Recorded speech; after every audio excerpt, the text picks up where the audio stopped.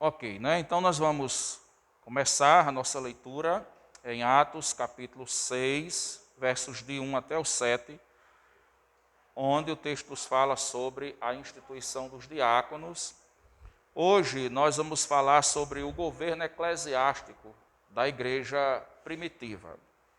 E o texto diz assim: Ora, naqueles dias, multiplicando-se o número dos discípulos, houve murmuração dos helenistas contra os hebreus, porque as viúvas deles estavam sendo esquecidas na distribuição diária. Então, os 12 convocaram a comunidade dos discípulos e disseram: Não é razoável que nós abandonemos a palavra de Deus para servir às mesas. Mas, irmãos, escolhei dentre vós 7 homens de boa reputação, cheios do Espírito Santo e de sabedoria, aos quais encarregaremos deste serviço. E quanto a nós, nos consagraremos à oração e ao ministério da palavra. O parecer agradou a toda a comunidade, e elegeram Estevão, homem cheio de fé e do Espírito Santo, Filipe, Prócoro, Nicanor, Timão, Pármenas e Nicolau, prosélito de Antioquia. E apresentaram-nos perante os apóstolos, e estes, orando, lhes impuseram as mãos. Crescia a palavra de Deus, e em Jerusalém se multiplicava o número dos discípulos. Também muitíssimos sacerdotes obedeceram à fé. Bom, antes de nós entrarmos aqui, eu queria fazer um comentário sobre esse texto, né? Esse texto ele é muito oportuno para nós nesse momento, porque ele mostra com muita clareza que as atividades eclesiásticas, né, as atividades da igreja, elas não podem ser feitas todas por um pastor, por uma liderança. É muita coisa que se tem que fazer na igreja. A gente vê que na época dos apóstolos, eles eram 12 apóstolos, né? E chegou um momento que a igreja estava ali e houve murmuração das viúvas dos judeus helenistas, né? Os judeus helenistas eram aqueles judeus que tinham a cultura grego-romana, né? Não eram judeus assim nascidos e criados lá em Israel, mas eram às vezes descendentes, né, que tinham nascido em outros países, ou até pessoas que de outras nações tinham se convertido e eram chamados também de helenistas, né? Quem era influenciado pela cultura grego-romana, né, era chamado de helenista. E ali chegou um momento que a igreja ela fazia a coleta de alimentos, de donativos, para ajudar aquelas viúvas carentes, né, as pessoas que eram necessitadas. E aí, de repente, na distribuição dessas cestas básicas, estava havendo irregularidades. Alguém estava privilegiando alguém e não estava fazendo uma distribuição justa. Então, de repente, os judeus helenistas perceberam isso e trouxeram a sua reclamação para os apóstolos. Falaram que algo estava acontecendo ali de forma errada. Então, eles, como lideranças da igreja, precisavam tomar alguma posição para que aquela situação fosse resolvida. E aí, o que acontece? Imediatamente, eles mostram a sobrecarga que eles estavam vivendo. Eles estavam atarefados demais. O ministério pastoral, a função de pregar a palavra de Deus, ela é tão cheia de atividades que é como disse Paulo, é fatigante, né? Bem-aventurados são aqueles que se afadigam na obra do Senhor, aqueles que zelam. Você não pode fazer de qualquer jeito. Aquilo que você faz tem que ter uma dedicação, né? Para você chegar e pregar a palavra de Deus aqui num culto onde a pregação dura 30 minutos ou 40 minutos, você tem de 9 a 10 horas de estudo, de pesquisa para cada mensagem. E às vezes, quando você está ouvindo a mensagem, você não faz ideia de que é assim, né? Então você imagina você pregar todo dia, às vezes o pastor tem mais de um campo missionário, mais de uma igreja, e naquele momento os apóstolos eles sentiram essa responsabilidade e disseram: meus irmãos, nós não podemos deixar, olha aí o versículo 3, né? Mas, irmãos,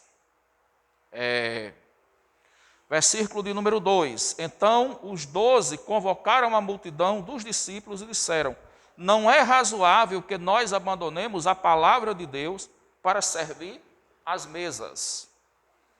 Mas, irmãos, escolhei dentre vós 7 homens de boa reputação, cheios do Espírito Santo e de sabedoria, aos quais consagraremos ou encarregaremos deste serviço.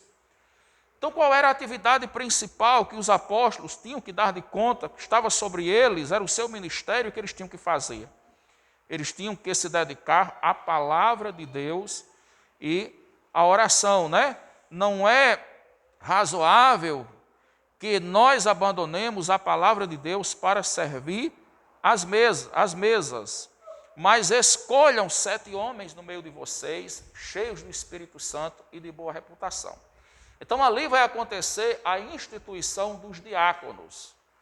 Eles passam para a igreja esta orientação de que a igreja escolhesse no meio deles pessoas que fossem capacitadas pela boa reputação. Pessoas que fossem capacitadas por serem cheias do Espírito Santo. Então observe que as qualificações para o diaconado, elas seguem 2 orientações. Primeiro havia uma orientação de uma capacitação espiritual.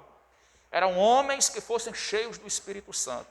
Eram pessoas que tinham compromisso com a palavra de Deus. Eram pessoas que tinham compromisso com a oração. Eram pessoas que tinham compromisso com a fé cristã, que tinham temor de Deus. Depois vem uma capacitação moral, porque ele vai dizer assim: homens que tenham boa reputação. Pessoas que desfrutassem de boa reputação, tanto dentro da igreja, quanto fora da igreja, né? Aquela questão do seu testemunho, como você é visto socialmente, porque eles estavam ali abraçando uma situação de responsabilidade. Se a distribuição daquelas cestas básicas estava sendo feita com irregularidade, era porque tinha alguém lá que não tinha honestidade, que não tinha boa reputação, que não tinha temor de Deus e estava fazendo as coisas como as pessoas fazem aí no mundão. Então, para que fosse corrigida essa situação, tinha que ser alguém que tivesse compromisso com a verdade, que tivesse temor de Deus, que fizesse as coisas com justiça e que desfrutasse de uma conduta ilibada. Alguém que fosse reconhecido dentro da igreja e socialmente como uma pessoa de bom procedimento. E aí a Bíblia destaca Estevão, porque ele era acredita-se que ele era o chefe desses diáconos, ele era a liderança desses diáconos, era quem presidia esse grupo de ação social e de diaconato dentro da igreja, quando a Bíblia diz assim, e versículo 5, o parecer agradou a toda a comunidade e elegeram Estevão, homem cheio de fé e do Espírito Santo. Aí diz, Filipe, Prócoro, Nicanor, Timão, Pármenas e Nicolau, prosélito de Antioquia. Todos esses homens eram homens cheios de fé e do Espírito Santo. Todos esses homens eram homens que tinham boa reputação. Mas a Bíblia vai destacar Estevão por 2 motivos. Primeiro, porque Estevão era o que se considerava, alguns intérpretes colocam ele como o diácono aqui, que presidia aqueles diáconos. Ele era a liderança sobre a quem orientava os outros. E depois, porque Estevão, ele se torna o mártir, né? No capítulo de número 7, nós vamos ver a defesa de Estevão perante o Sinédrio, e lá pelo capítulo de número, lá nos versículos 54 em diante, a gente vê a morte de Estevão, né? No final do capítulo 7.